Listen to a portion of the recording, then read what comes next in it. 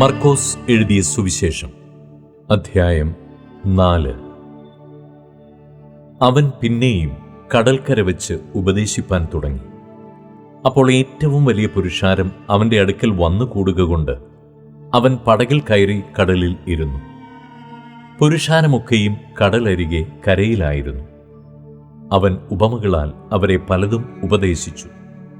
ഉപദേശത്തിൽ അവരോട് പറഞ്ഞത്: കേൾപ്പിൻ, വിതയ്ക്കുന്നവൻ വിതപ്പാൻ പുറപ്പെട്ടു. വിതയ്ക്കുമ്പോൾ ചിലത് വഴിയരികെ വീണു. പറവകൾ വന്ന് അത് തിന്നുകളഞ്ഞു.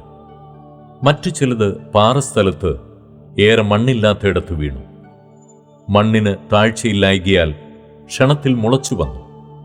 സൂര്യൻ ഉദിച്ചാറെ ചൂട് തട്ടി വേരില്ലായ്ക കൊണ്ട് ഉണങ്ങിപ്പോയി.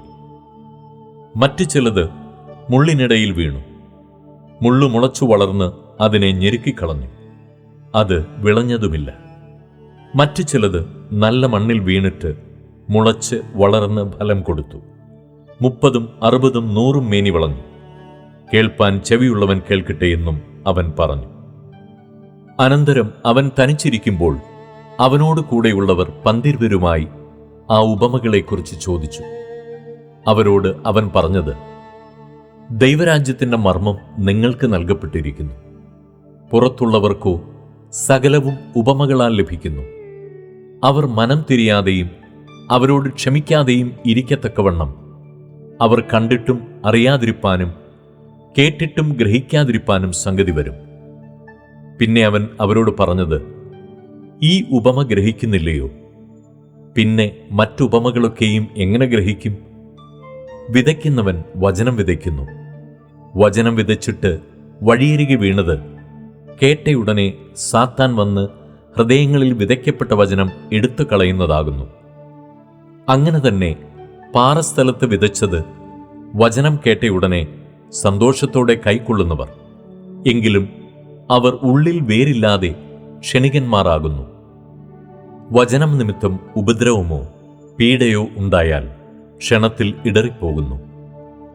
മുള്ളിനിടയിൽ വിതയ്ക്കപ്പെട്ടതോ വചനം കേട്ടിട്ട് ഇഹലോകത്തിൻ്റെ ചിന്തകളും ധനത്തിൻ്റെ വഞ്ചനയും മറ്റു വിഷയമോഹങ്ങളും അകത്തു കടന്ന് വചനത്തെ ഞെരുക്കി നിഷ്ഫലമാക്കി തീർക്കുന്നതാകുന്നു.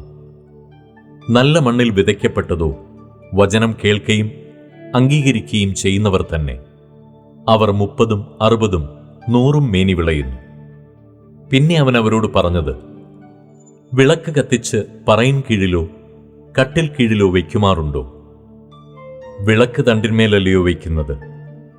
വെളിപ്പെടുവാനുള്ളതല്ലാതെ ഗൂഢമായത് ഒന്നുമില്ല. വെളിച്ചത്തു വരുവാനുള്ളതല്ലാതെ മറവായത് ഒന്നുമില്ല. കേൾപ്പാൻ ചെവിയുള്ളവൻ കേൾക്കട്ടെ. നിങ്ങൾ കേൾക്കുന്നത് എന്ത് എന്ന് സൂക്ഷിച്ചുകൊള്ളുവിൻ. നിങ്ങൾ അളക്കുന്ന അളവുകൊണ്ട് നിങ്ങൾക്കും അളന്നു കിട്ടും, അധികമായും കിട്ടും. ഉള്ളവന് കൊടുക്കും, ഇല്ലാത്തവനോടോ ഉള്ളതും കൂടെ എടുത്തുകളയുമെന്നും അവൻ അവരോട് പറഞ്ഞു.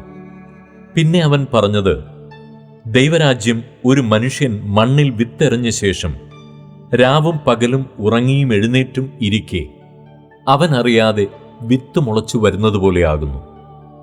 ഭൂമി സ്വയമായി മുമ്പേ ഞാറും പിന്നെ കതിരും പിന്നെ കതിരിൽ നിറഞ്ഞ മണിയും ഇങ്ങനെ വിളയുന്നു.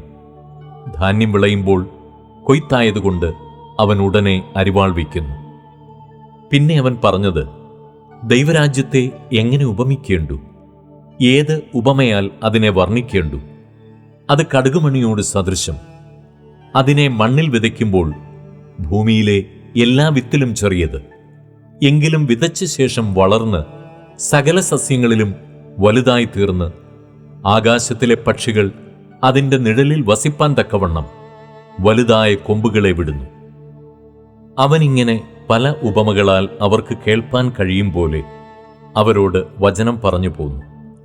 ഉപമ കൂടാതെ അവരോട് ഒന്നും പറഞ്ഞതുമില്ല.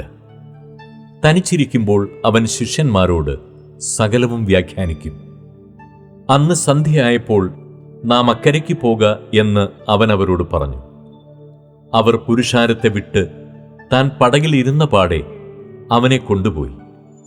മറ്റു ചെറുപടകുകളും കൂടെ ഉണ്ടായിരുന്നു. അപ്പോൾ വലിയ ചുഴലിക്കാറ്റുണ്ടായി. പടകിൽ തിര തള്ളിക്കയറുക കൊണ്ട് അത് മുങ്ങുമാറായി. അവൻ അമരത്ത് തലയണ വെച്ച് ഉറങ്ങുകയായിരുന്നു. അവർ അവനെ ഉണർത്തി, ഗുരു, ഞങ്ങൾ നശിച്ചു പോകുന്നതിൽ നിനക്ക് വിചാരമില്ലയോ എന്നു പറഞ്ഞു. അവൻ എഴുന്നേറ്റ് കാറ്റിനെ ശാസിച്ചു, കടലിനോട് അനങ്ങാതിരിക്ക, അടങ്ങുക എന്നു പറഞ്ഞു. കാറ്റ് അമർന്നു, വലിയ ശാന്തതയുണ്ടായി. പിന്നെ അവൻ അവരോട്, നിങ്ങളിങ്ങനെ ഭീരുക്കളാകുവാൻ എന്ത്? നിങ്ങൾക്ക് ഇപ്പോഴും വിശ്വാസമില്ലയോ എന്നു പറഞ്ഞു. അവർ വളരെ ഭയപ്പെട്ടു. കാറ്റും കടലും കൂടെ ഇവനെ അനുസരിക്കുന്നുവല്ലോ, ഇവൻ ആരെന്ന് തമ്മിൽ പറഞ്ഞു.